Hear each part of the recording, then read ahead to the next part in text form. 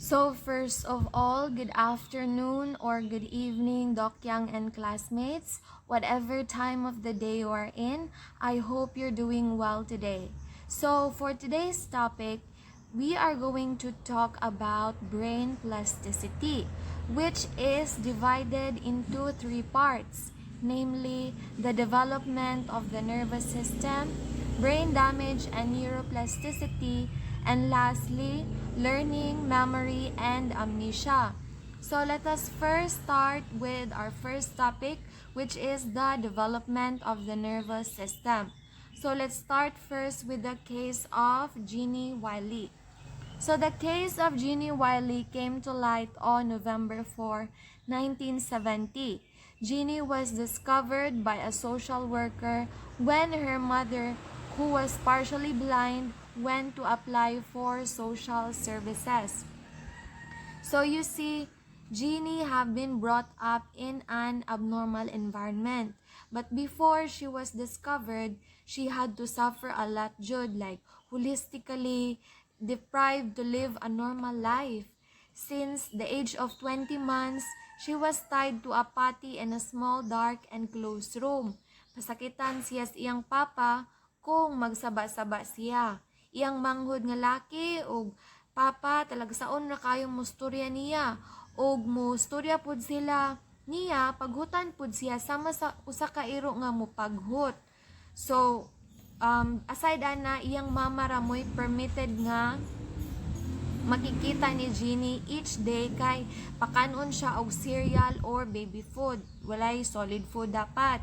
So dili gid siya pareha nato nga given the chance to construct a sentence.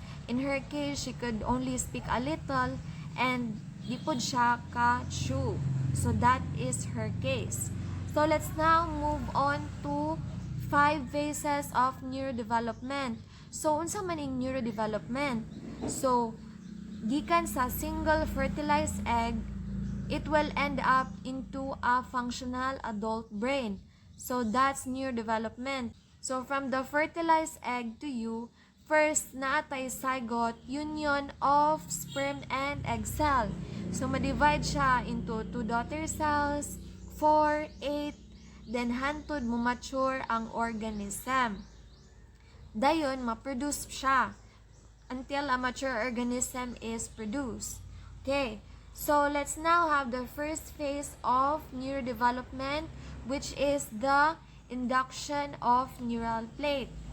So 3 weeks after conception, the tissue that is destined to develop into nervous system becomes neural plate. So it is a small patch of ectodermal tissue on the dorsal surface of the developing embryo. The ectoderm is the outermost niya among the 3 layers of embryonic cell, namely the ectoderm, which is the outer part, the mesoderm, which is the middle, the endoderm, which is the deeper part. So mao gyud ni ang pinakauna nga stage sa neurodevelopment in all vertebrates. So now let's move on to neural proliferation. So the neural plate folds to form the neural groove, which then fuses to form the neural tube. The neural tube eventually becomes the cerebral ventricles and spinal canal. Sa inig ka 40 days pagkahuman og samkon, makita sa kinatapusan sa anterior sa neural tube or front. Then mo develop siya into forebrain, midbrain, and hindbrain. Next, we have the migration. So we have the migration. When cells have been created through cell division in the ventricular zone of the neural tube, they migrate. They migrate starting in one place and move where they are needed. So, ang migrating cells immature, kulang og axons and dendrites. New stem cells migrate to forebrain, midbrain, and hindbrain. Ang mature cells, gagmay nga cells, mo migrate o mo develop o bisan unsa nga porma sa parte sa utok sa lawas kung kinahanglan kini. Mo migrate ni siya duha ka klase. mao ni ang ginatawag nato og radial migration, which is moving out, and tangential migration, which is moving up.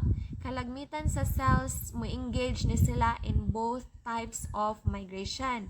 Next, we have the aggregation. Once developing neurons have migrated, cells align themselves with other cells and form structures. Time and location are important factors. So familiar, as we discussed in our cellular biology class, cell adhesion molecules or CAMs help migration and aggregation. So unsa man ni sila? Kaning CAMs mo ni sila gagmay nga magnets nga naa sa surface sa neurons para sila mo'y responsible nga mo-attract sa ubang neurons para tabangan sila nga mo-respond sa chemical markers. So the next one, we have the axon growth and synapse formation. Once migration is complete and structures have formed, aggregation, axons, and dendrites begin to grow. So para mo function ang nervous system, kaning mga projections, kailangan gud sila nga motubo at appropriate targets. Kanang cells nga present follow the same pathway when they grow back. Next, we have the neuron death and synapse arrangement. So neuron death is important and normal part of development. So mga 50% ka neurons ma-produce siya more than sa needed or required. Mamatay puning mga neurons kung wala sila sakto nga nutrition or sustansya. Parehara po na nato guys. Luya bata. Then, kato kong gi-mention nga mamatay ta when it's time na gyud to leave this planet called Earth. So, naatay mga terms nga gitawag natog passive cell death, which is necrosis. Naputi ginatawag nga apoptosis, which is active cell death. Ang apoptosis, mas safe siya than necrosis. So, ang apoptosis manggod, kwaon niya ang sobra sa neurons in a safe and orderly way. Pero napod siya ay dark side. Kung ang genetic programs for apoptotic cell death are blocked, it can result to cancer. Kung dili po siya ma-activate in an appropriate way, the consequences can be neurodegenerative disease, pareha ng mga tumor or stroke. So, next we have the synapse rearrangement. During the period of cell death, neurons that have established incorrect connections are likely to die. So, space left after apoptosis is filled by sprouting axons terminal of surviving neurons, ultimately leads to selectivity of transmission. Next, we have the postnatal cerebral development in human infants. So let's start first with postnatal. So the human brain grows substantially after birth. Its volume quadruples between birth and adulthood, with much of the growth occurring in the first year and continuing in the third year. So when it comes to human brain development, slow gyud ang process niya i-compare nato sa ubang species. So dili pa ma-achieve ang full maturity hantod late adolescence or early adulthood. So the next one will be the development of prefrontal cortex. So given the size, complexity, and heterogeneity of the prefrontal cortex, it is hardly surprising that no single theory can explain its function. Nevertheless, 4 types of cognitive functions have often been linked to this area in studies of adults with extensive prefrontal damage. So nagpakita jud nga ang prefrontal cortex ang pinakadugay nga mo develop. For example, nagkalain-laing parte sa adult prefrontal cortex na important role sama sa working memory, in here, it keeps relevant information for a short period of time. Then appeal pod ang planning and carrying out of sequences of actions. Then we have inhibiting responses, inappropriate in the current context but not in others. And lastly, following rules for social behavior. So, the next one, we have the effects of experience on postnatal development of neural circuits. So first, let's start with the critical periods versus sensitive periods. Critical periods mo-occur ni within particular interval to influence development. Sensitive period if an experience has a great effect on development when it occurs particular interval but can still have weak effects outside the interval. So, an important feature of the effects of experience on development is that they are time-dependent. Ang epekto sa given experience sa development magadepende kung unsay mo-occur during development. So, the next one, we have the deprivation and enrichment. Most research on the effects of experience on the development of the brain has focused on sensory and motor system, which lend themselves to experiential manipulation. For example, any rats that were raised in enriched complex group cages rather than by themselves in barren cages were found to have thicker cortex with more dendritic spines and more synapses per neurons. Then, next we have the ocular dominance. So many of the selective manipulations of early experience have revealed a competitive aspect to the effects of experience on neurodevelopment. So in many species, ocular dominance columns in layer 4 of the primary visual cortex are largely developed at birth. So, kanang blindfolding one eye for several days during the first month of life reorganizes the system, such as the width of the columns input from the deprived eye is decreased, and the width of the column of input from the non-deprived eye is increased. So next, we have the effects of experience on topographic. So raised barn owls with vision displacing prisms over their eyes. This led to a corresponding change in the auditory spatial map in the tectrum.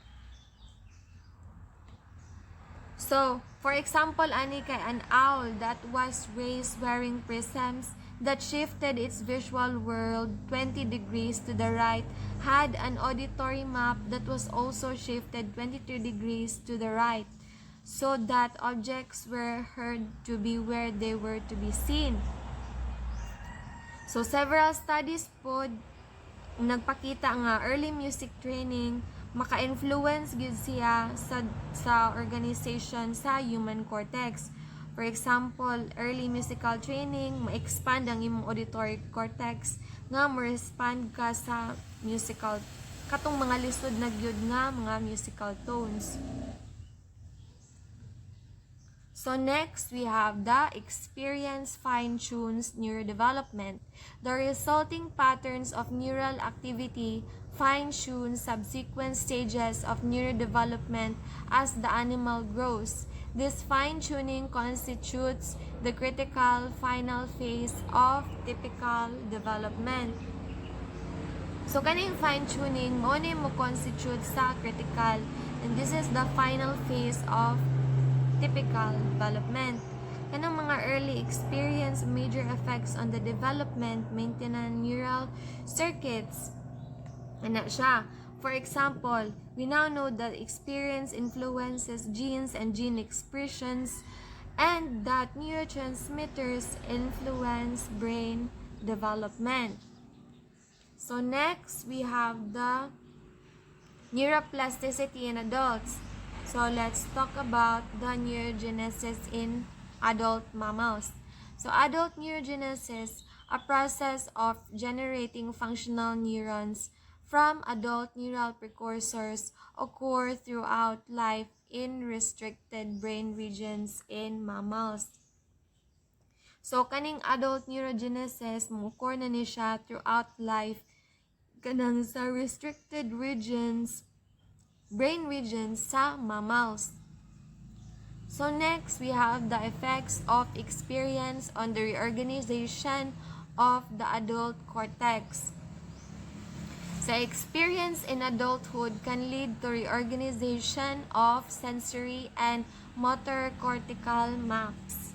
For example, Albert and colleagues showed that adult musicians who played string instruments that are fingered with the left hand have enlarged hand representation area in the right somatosensory cortex. Showed that anesthetizing particular fingers reduced their representation in contralateral somatosensory cortex. So next, we have the disorders of neurodevelopment, the autism spectrum disorder and Williams syndrome. So autism spectrum disorder is a complex neurodevelopmental disorder. It is difficult disorder to define because cases differ so greatly. So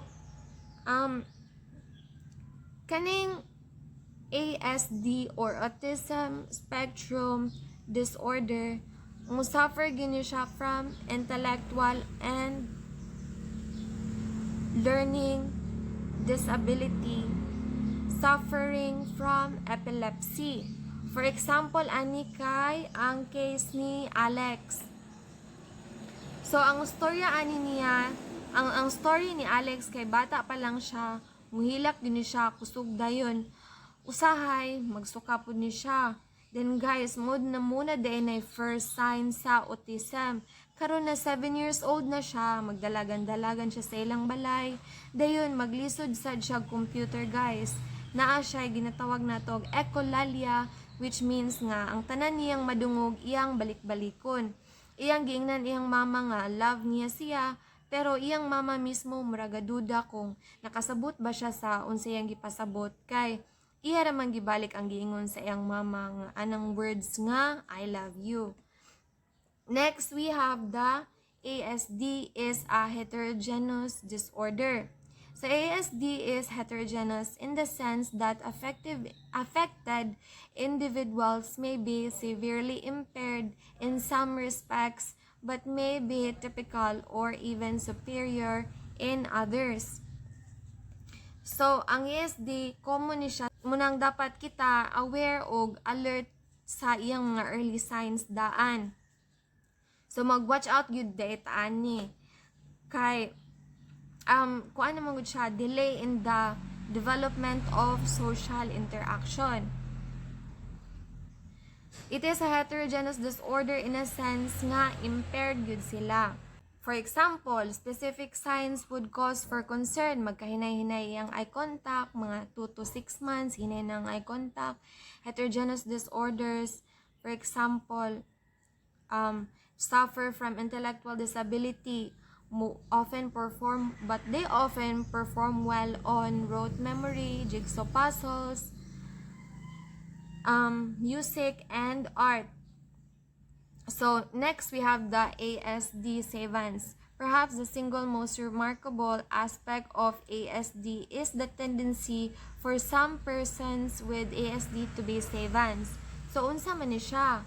Savants are persons with developmental disability who are nevertheless display amazing and specific cognitive or artistic abilities. Next, we have the genetic basis of ASD. So genetic factors influence the development of ASD. Siblings of people with ASD have about a 20% chance of being diagnosed with the disorder. So mga well below 50% ang chance gyud, expected gyud nato if ang ASD cause ra ba ni siya alone o single dominant gene. Also, for example, kanang monozygotic twins, kanang identical twin ba nga always same sex is diagnosed with ASD. The other has 60% chance gyud nga ma-receive niya the same diagnosis pod. So, kanang findings suggest that ASD is triggered by several genes interacting with the environment. Next, we have the neural mechanisms of ASD. The heterogeneity of the symptoms of ASD, that is, deficits in some behavioral functions but not others, suggests underlying alterations to some neural structures but not to others. Okay, so from the word deficit in behavior, there is something wrong already. Mo take note yun ta nga pag-abot sa deficiency ana sa social interaction, magkahinay-hinay na siya or magkaminus-minus, then ma-alarm po ta kung na ay mga shortages in verbal and non-verbal communications and non-operating behaviors repetitively. So example ani kay ang cases of amazing savant abilities. So define savant sa mana, it is a learned person ni siya guys. First case ani tagantang mo tulo ka example nga case of amazing savant abilities. Ang una nga case ani kay nay usa ka savant nga kaistorya siya ug unsang orasa anang adlaw sa walay paglantaw sa iyang relo. Misag matulog gani siya, makayaw-yaw pud siya sa saktong oras. So in our case, magpalaban maganitag relo guys, no? Second na case kay si Tom. Si Tom usa ka buta. Dili siya kabaat sa iyang kaugalingong sapatos. Wala siya training in music, pero guys, guess what? Ang pinakalisod nga pyesa sa piano iyang matukar. Imagine at once ra na ha, o diba amazing kayo. Third and last, twins ni sila with autism spectrum disorder. Usa nila dili kabalo mo add og mo subtract, dili sad kabalo mo divide og mo times. Pero if imo silang tagaan og date, for example, for the last 40,000 years, ilag yung ma-specify ang adlaw ana nga semana ha kung unsay nahitabuan na. Next, we have the last topic, which is the Williams syndrome. So Williams syndrome is like ASD, is a neurodevelopmental disorder associated with intellectual disability and with a heterogeneous pattern of abilities and disabilities. So, the difference between ASD is that ASD is more socially withdrawn, while ang Williams syndrome kay sociable siya, empathetic, and talkative, and also makarecognize sila ang faces. It is the language abilities of Williams syndrome patients that have attracted the most attention, although they display a delay in language development and language deficits in adulthood. So for example, ani kay ang case ni Anne Louis McGara. So si Anne Louis McGara kay 42 years old na ni siya. Dili siya ka-add og 13 and 18, 13 plus 18. But usa siya ka reader, mahilig siya mo read og mga fiction, novels, misag unsa under the sun. And another problem pod kay maglisod gyud siya anang left o right. So para natong kita mga normal people makadetermine naman jud ta unsay left unsay right, di ba? And another, for example, kung pakwaon siya og pila ka items, the real thing is usa ra jud ang madala pagbalik. Nya music lover pud siya, dayon mostly ang iyang mga gipaminaw kay mga classical music. Pero ang good thing ani niya is that aware gud siya sa iyang condition. So that is her case. So before I end, I just want to say that we are born uniquely, and good thing that we are aware that not all of us are born normally. Some had to go through major sufferings in life, and some find it hard to live because of their condition. Nevertheless, ang ato ra jud ani, having known the disability of one person, is to respect and treat them equally lang jud. And just like Mamonyo said, we don't have to address these people as abnormal but as special. That is the end of my report. So I will now give the floor to Miss Nicolas. She will be the one to discuss brain damage and neuroplasticity. Thank you.